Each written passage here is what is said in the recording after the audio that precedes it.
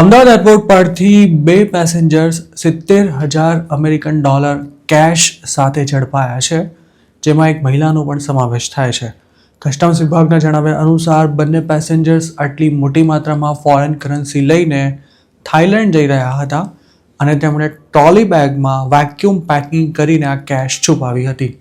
March 6ના રોજ custom વિભાગે બાતમીના આધારે બેંકોક જતી ફ્લાઇટ પકડવા આવેલા 2 પેસેન્જર્સને અટકાવીને તેમની ઝડપી લીધી હતી, જેમાં એક પેસેન્જર પાસેથી $35,500 જ્યારે બીજા પેસેન્જર પાસેથી $35,040 મળી આવ્યા હતા, જેને કસ્ટમ્સ એક્ટ હેઠળ જપ્ત કરવામાં આવ્યા છે.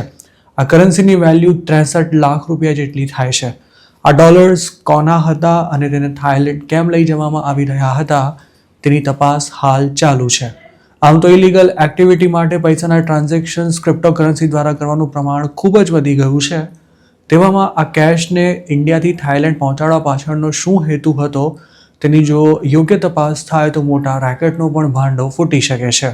આ પહેલાં હજુ ફેબ્રુઆરી 2026માં જ દુબઈથી આવેલા એક પેસેન્જરની ટ્રોલી બેગ, કેરી બેગ અને ટ્રાઉઝર્સના પોકેટ્સમાંથી ટોટલ $28,800 મળી આવ્યા હતા.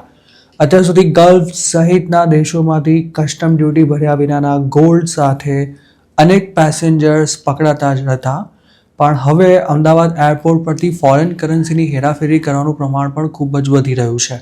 છેલ્લા 2 વર્ષમાં જ ડોલર સહિતની કરન્સી સાથે 15 જેટલા કેરિયર્સ પકડાયા છે. સૂત્રોનું માની તો ફોરેન કરન્સીની હેરાફેરીમાં મહિલાઓનો વધારે ઉપયોગ કરવામાં આવે છે, કારણ કે તેમના પર જલ્દી શંકા કરવામાં નથી આવતી હોતી. ગોલ્ડની હેરાફેરીમાં અત્યાર સુધી એવું જોવા મળતું હતું કે કેરિયર્સને દુબઈ કે પછી બીજા કોઈ દેશમાં 2-3 દિવસ માટે ફરવા મોકલવામાં આવતા હતા અને સાથે સાથે તેમને ત્યાંથી ગોલ્ડ લાવવા માટે પણ કમિશન ચૂકવવામાં આવતું હતું. મફતમાં ફોરેન ટ્રીપ અને ઉપરની આવક પણ થતી હોવાથી લોકો પણ આ કામ કરવા માટે તૈયાર થઈ જતા હતા.